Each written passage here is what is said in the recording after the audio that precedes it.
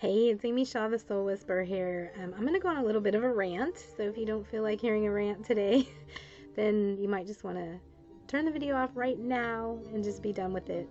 What I want to rant about today is something that I have spoken about probably at least 3 or 4 times in specific videos, and maybe talked about more than that within other topics. But it's just coming home to me again, and I really just want to rant about it. um, the idea of someone calling themselves a shaman, and I want to speak to both sides of this. First, I want to start off by the number of people lately who've really been coming at me with this idea that true shamans or true healers really wouldn't call themselves that they have no need to. They paint this picture as if calling yourself a shaman is arrogant, and it's prideful, and it's egoic, and that anybody that was a real shaman or a real healer doesn't have a need to label themselves as that, or to put that forth to people that that's what they are. So I want to speak to that first, because that's what's been coming at me a lot lately, and that's mostly because on my public Facebook page, I have been sharing a lot about what a shaman is, defining what a shaman is, and what a shaman is not, and I'll talk about that in a little bit, but I just want to start off with this notion that somebody shouldn't call themselves a shaman. First of all, the word shaman is an appropriated word. It's not an English word. We didn't make it up. We stole it or borrowed it from another culture entirely. And that particular culture that we borrowed it from has a very specific cultural definition of shamanism, of what a shaman is. And those people over there that gave us that word, they're not tripping on it. They're very clear about what the role is. They're very clear about who in their culture and their society is a shaman.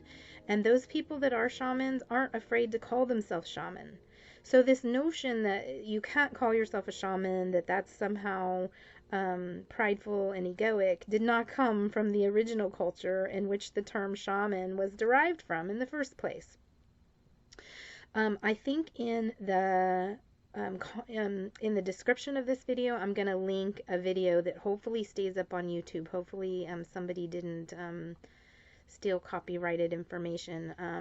But it's called So You Want to Be a Shaman, and it's a little mini sort of documentary about the Buryat shamans and how they go through initiation, and what their culture is. So I'm going to share that link with you. It's a very insightful documentary that shows you what shamanism, at least in that culture, which has been around for centuries in their culture, what it actually is, what it looks like, what their initiation rituals look like, and all of that type of thing. I mean, hopefully that will give you a little bit more insight about what shamanism actually really is. So all of this has got me really curious about, where does this idea come from that a shaman can't call themselves a shaman, especially in Western culture, that it's somehow egoic or it's prideful. So on one hand, I think that it's a way to sort of put people down, to put their thumb on them, to put them in their place, to call them out. And personally, this is part of why I'm ranting about it. I just think that that's bullshit. It's crap. And I think that a lot of that comes from this idea of putting shamans on this sort of pedestal, of putting them on, this elevated plane, that they're these hyper spiritual people, or that they're supposed to be, these godlike people, these Jesus-like people, or something like that. It really comes from a place of elevating the title, elevating the role.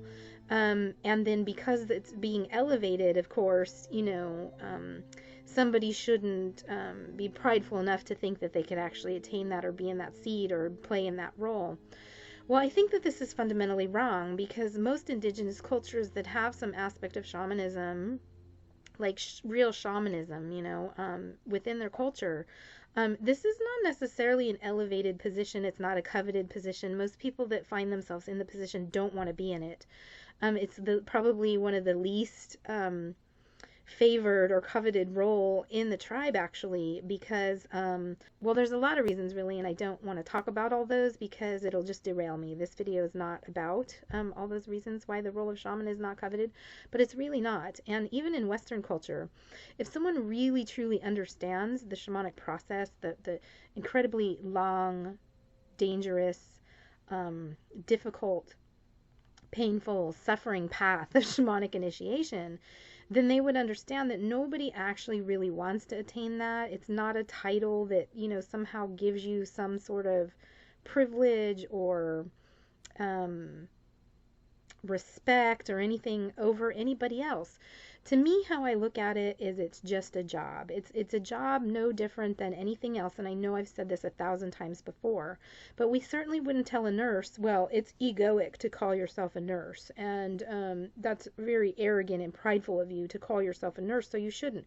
We wouldn't say that to a teacher. We wouldn't say that to a chaplain. We wouldn't say it to a massage therapist, a yoga instructor, to an acupuncturist. I mean, we wouldn't say that essentially to almost any other person in their role. So why do we say this to shamans? Why do we make this such a big deal that, to call yourself a shaman is antithetical to shamanism itself? It's ridiculous, really. Shamanism is just a role, it's a job. And yes, shamans to some degree are healers, but even putting it on a healer, because a lot of people will say that too, that a healer shouldn't call themselves a healer, that you should, it's the same argument. But let me tell you, there's 100 at least different modalities of healing, whether it is acupuncture, whether it is massage, whether it is psychotherapy, whether it is Reiki, whether it is theta healing, whether it is quantum healing, whether it is hypnotherapy. I could go on and on and on, hundreds and hundreds of different types of medicine. And the people that are trained and adept at those medicines, at being, the healers that implement those medicines with other people, we wouldn't tell them, like we wouldn't tell a Reiki master, oh, you shouldn't call yourself that. It's arrogant, it's prideful, it's egoic. It's ridiculous. When I personally am looking for a healer, I have a certain modality in mind. And if that's psychotherapy, I'm not going to look for a shaman necessarily. If it's Reiki, I'm not going to look for a massage therapist. If it's chiropractor, I'm not going to look for an acupuncturist, right? And so having the specificity of the label is not a problem to me. I just can't wrap my head around why people are so hung up on this idea that to call yourself a shaman is somehow prideful and arrogant. Where does this come from? Where does this idea come from? Well, I can tell you this. I've been reading a lot of books written by the first peoples, that were here in America before the colonists came. And a lot of them are sharing, although they have been somewhat disconnected from their own roots and ancestry, they've stayed much, much more connected than we have.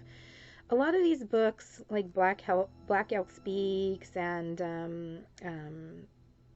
The Gift of Power and Lame Deer, and these books that I'm reading, they really do paint a clear picture of the culture, the Lakota culture, and their religious beliefs, their spiritual beliefs, and also the many different names that they have for medicine people in their culture. Of course, they don't use the term shaman and never would use the term shaman because it's not a Lakota word. It's not native to their culture. They're going to use the language that's native to their culture.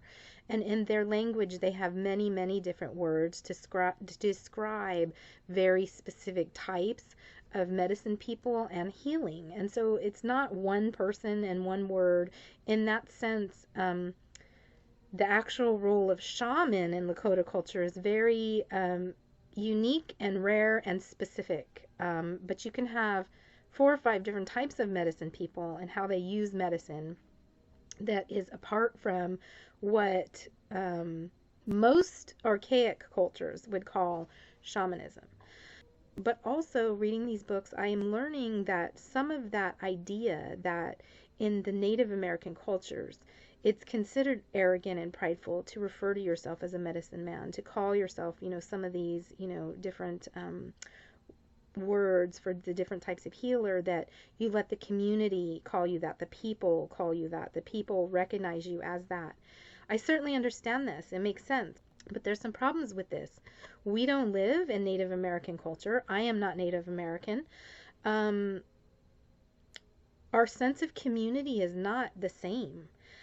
For the most part, the Native American cultures, even now today, are very tight knit. They're very rooted to their cultural identity, their ethnic identity. The people consider their reservations their home. So although they may leave and get jobs in cities or go to colleges, they always come back to the res. That's their home. That's their homeland. So they have those deep roots in that sense. And so because they're very community oriented and still in that sense tribally oriented, that is intact for them. In westernized modern cultures, we do not live in that kind of way.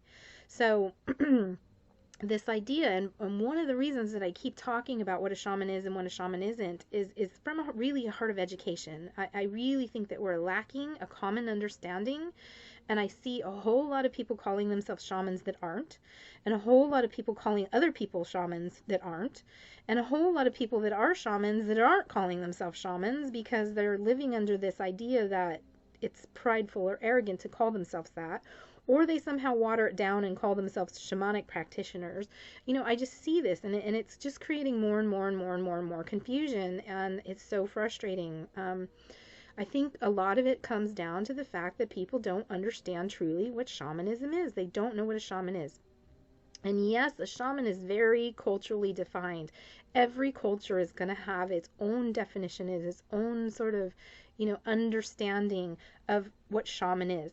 Now, obviously, every culture doesn't use that language, shaman, and every culture doesn't have exactly the same cookie cutter role or methods or techniques or cosmology or religious sort of understanding around it. But by and large, the common thread is animism. So almost every culture that has shamanism is an animistic culture, including Native American cultures.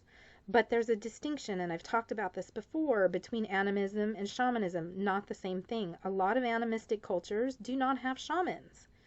So the two things go hand in hand, but they're not the same. So that's the first distinction. But the reason that I keep talking about the definition of shamanism, because here in the West, we haven't historically seen the role. We don't exactly know what it looks like. It's becoming super spiritually trending now. And so a lot of people are sort of gravitating and picking up on it. And so they're calling themselves shamans when they're not. They're not. They're yoga instructors, or they're breathwork instructors, or they're doing trance work, or they're doing Reiki, or they're, facilitating ayahuasca ceremonies, whatever they're doing. It's like everybody's calling themselves a shaman now. And there's not really any clear idea or definition of what shamanism is and what it looks like in North American or in westernized cultures. So this is why I keep talking about it, and it's one of the reasons I founded The Urban Shaman as an online magazine, because I really wanted to focus on archetypal shamanism, only from the sense that there's certain facets that we see that are shamanic in many different jobs or roles in our culture, in psychotherapy, in nursing, in chaplaincy, in hospice work. There's threads of shamanism in all of these things. In Reiki healing, there's threads of shamanism, but those threads themselves are not shamanism. They're just threads. But one of the reasons why I wanted to start the Urban Shaman and approach it from an archetypal shamanic perspective was to widen the thing out so that people could understand the little chunks, the little facets of it. I mean, we could tease out of those things, of those roles and those professions in our culture. See, what's happened to shamanism in westernized cultures is it got basically dismembered. And through that dismemberment process, pieces of it went everywhere. And it's time to actually retrieve some of those pieces, in a sense, do like this massive soul retrieval on shamanism itself, and to bring it back together, to make it a whole thing. That doesn't mean that all these other things that have parts of it are going to cease to exist. They'll still exist, and they're still valid, and they're still modalities, and people will still seek them. What it means is that there's going to be threads and elements of shamanism in many different professions, and so there's going to be a lot of overlap. But by the same token, shamanism is going to be a whole distinct thing in westernized culture as it's rising up, as people, it's becoming the trend and people are becoming conscious of it and aware of it, and they're feeling that shamanic impulse again, and they're wanting to gravitate towards that, especially the archaic wisdom. So as we see this more and more, we're going to see, this shamanism epidemic essentially more and more. But we have to be clear about what it is. Otherwise, like I said, everybody's going to be calling themselves a shaman. So that's the other side of this problem, is that on one hand you have people saying that a real shaman wouldn't call themselves a shaman, which is ridiculous because our culture doesn't work like that. Let me go back to that for a second. So the idea is that your community is the one that will call you a shaman, that will recognize you as a shaman and call you a shaman, that you don't put yourself out there, but your community does that. This idea really comes from that indigenous, tribal, communal type of society where everybody in the village knew who the shaman was. There was no need for a shaman to put a sign outside of his teepee or outside of his hut that said shaman, because everybody in the community already knew. We don't live like that. In westernized culture, we don't live like that. So me, as a practicing shaman, who's really putting myself out there, in the sense of trying to say, hey, here's my skills, here's my gifts, here's how I work specifically in a very specific shamanic way.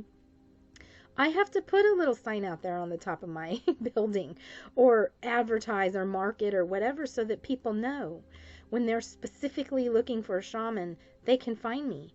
When they're specifically looking for a Reiki healer, they're not going to find me. Or if they find me, then I'm going to tell them, no, that's not my modality, but I know somebody down the street that can help you.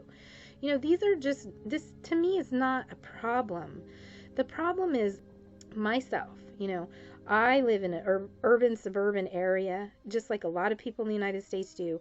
Where is my community? Where is it? My community consists of other shamanic people. Where are the people that are in my tribe, per se, that aren't already shamanic individuals? And that's another thing, is making this distinction between a shaman and a shamanic individual. But I'm not going to get into that right now. But where is my community? Where is it? I can look around and I can say, I have a community of peers. Those are all people that are on a shamanic path themselves, that are either, in shamanic practice or trying to be, studying to be, learning to be. They're in an initiation process or what have you. These are my peers, my cohort, my so-called tribe, so to speak.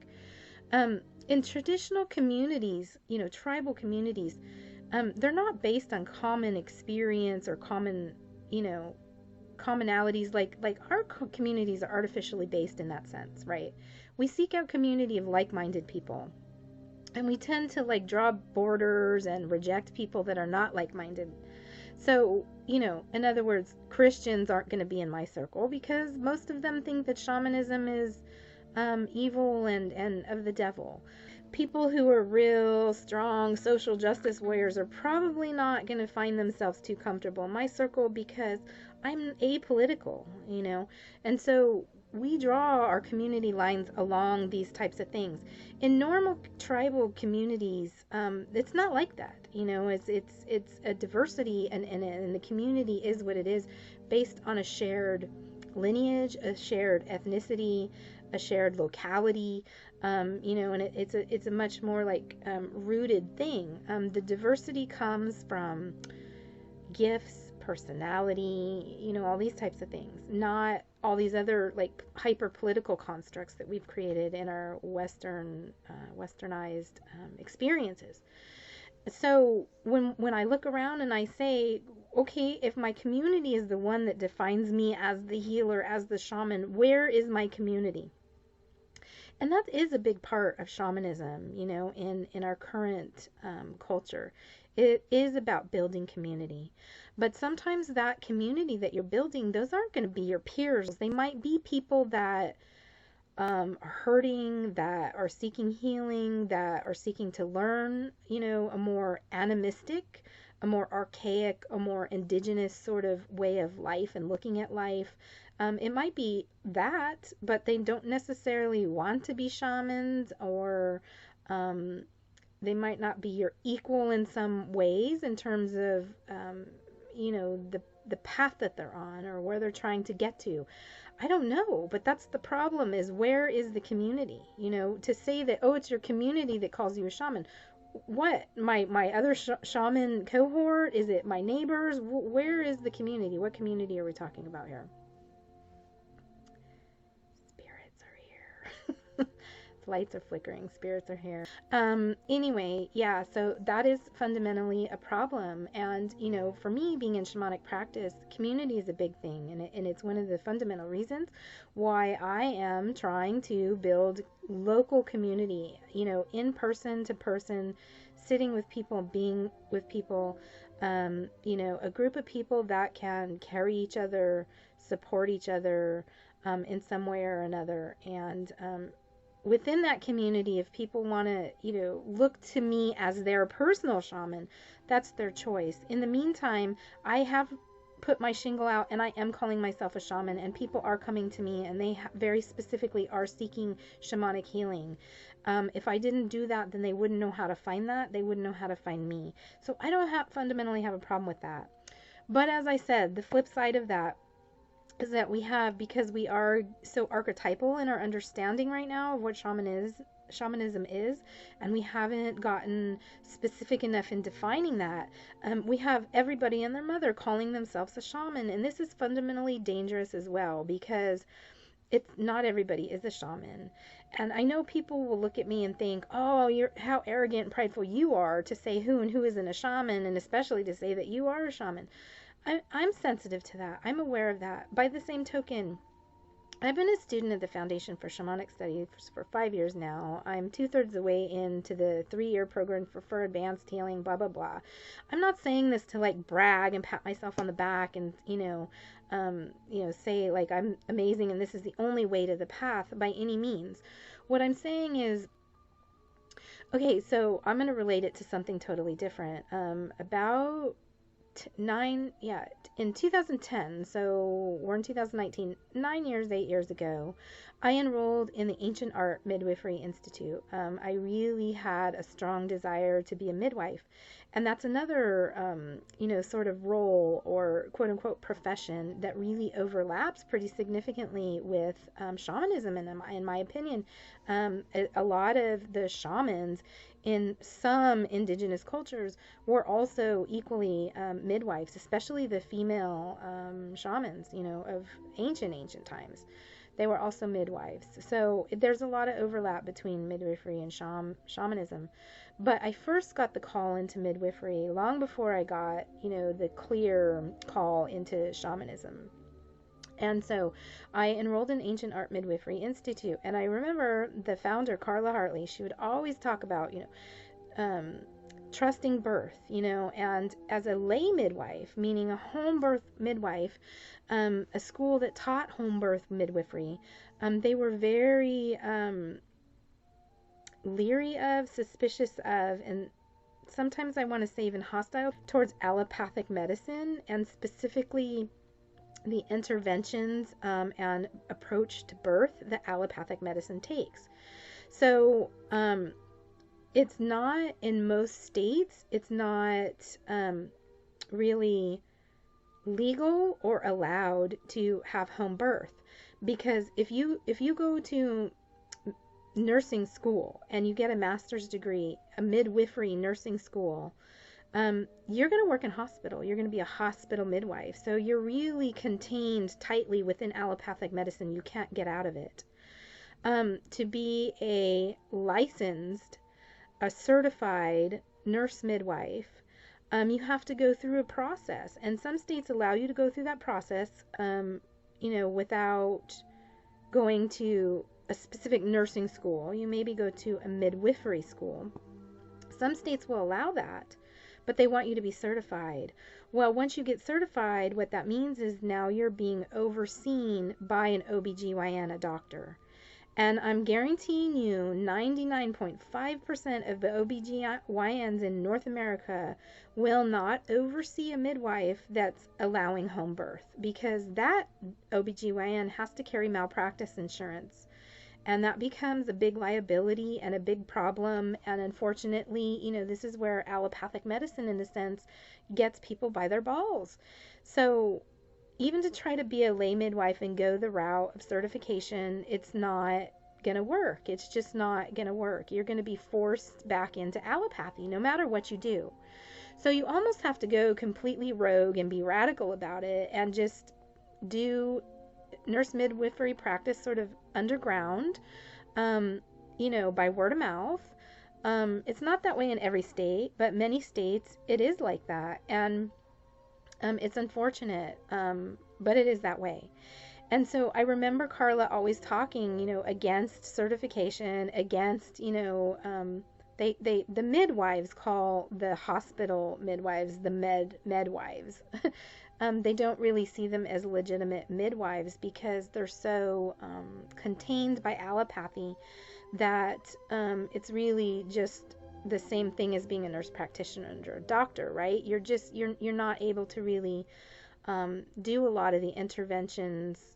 Well, you're forced to do a lot of the allopathic interventions, and you're not allowed to do the more traditional midwifery or homeopathic type of things that you can do when you're doing home birth. And so that's the thing. So there's a fundamental difference between the hospital midwife and the home birth midwife. But by the same token, one thing that Carla was always stressing while she was saying, trust birth, meaning trust the birth process, that it doesn't need all these radical allopathic interventions, that women have been doing this birthing thing for hundreds of thousands of years.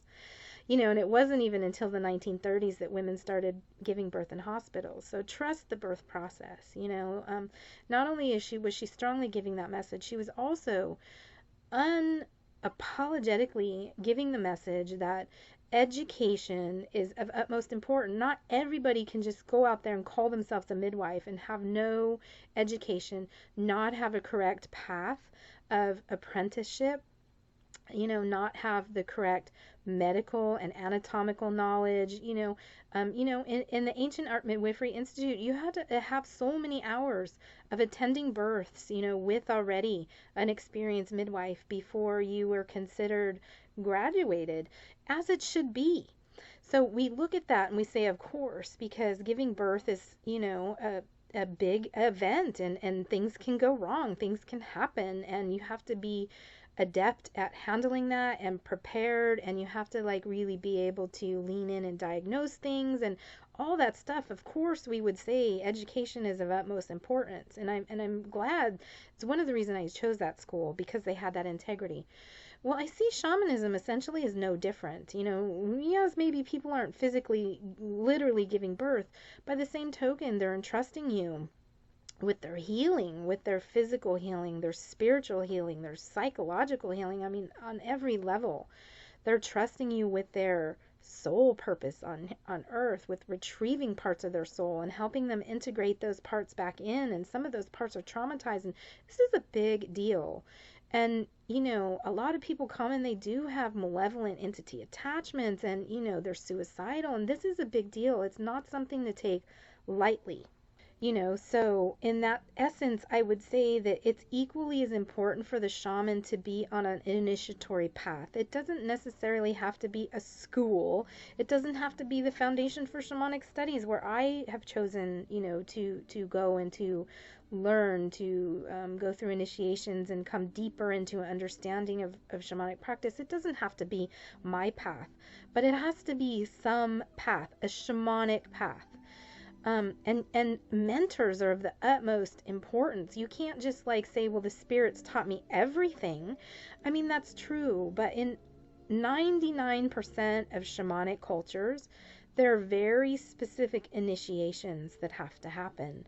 And you can't just read about a certain ceremony or read about a certain, shamanic instrument and think all of a sudden that, oh, because I've read about it, I think I have some understanding about it, and now I'm going to rush out and try to use it or work with that in some way.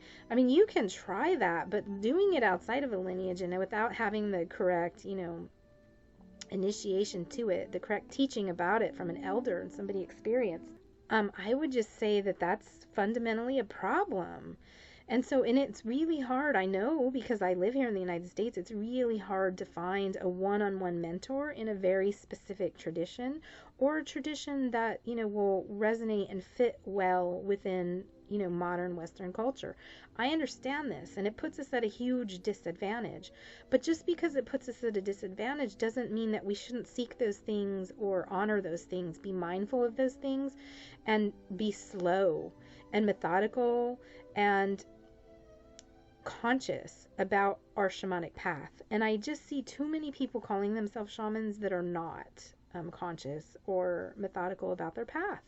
And so, yeah, I speak out a lot against that. The backlash that I get is that nobody should call themselves a shaman, and I don't think that that's the case either. For myself, I can say I'm very clear about my initiation process, where it began.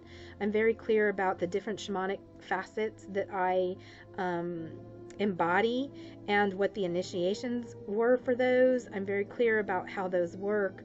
There's a lot of things I'm really super clear about, and clear enough to know what I am and who I am. But the thing of it is, to me, shaman is not this elevated thing that's up here. It's just a role. It's just a title. It doesn't even contain me. A lot of people are really like, oh, that's really arrogant of you, or that's really prideful, or that's really egoic you're separating yourself from others by claiming this title. That's ridiculous. It's a role. It's why I'm here on this planet. It's why I incarnated. It's why I went through all the shit I went through. Is to do this specific thing. And it's not that unique. It's not that unique to me. It's not that unique to many, many cultures. And it's not really that special in the sense that it I think that it elevates me or makes me better than people or makes me more spiritually evolved or any of that. And that really could not be farther from the truth. In actuality, not only, you go to Buryat, and not only do those people not have a problem calling themselves shamans, but there's many shamanic cultures where there's shamanic contests, where the shamans get together and they have contests over who's the most powerful. It's like, a pissing contest. There's a lot of cultures where shaman wars go on, where they're using, sorcery to cause harm to other rival tribes. So this idea that shamans, or to be shaman, is to be non-egoic is ridiculous. It doesn't hold water across cultures in any way. Now, if we're saying we're expecting our shamans in our culture to be that way, I would say that maybe there is a certain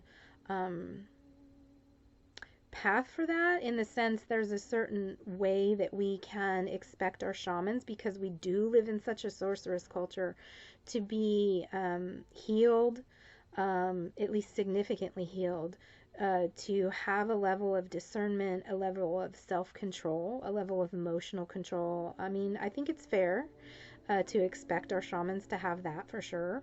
But to be so completely humble that they won't call themselves shaman is absurd. It's ridiculous.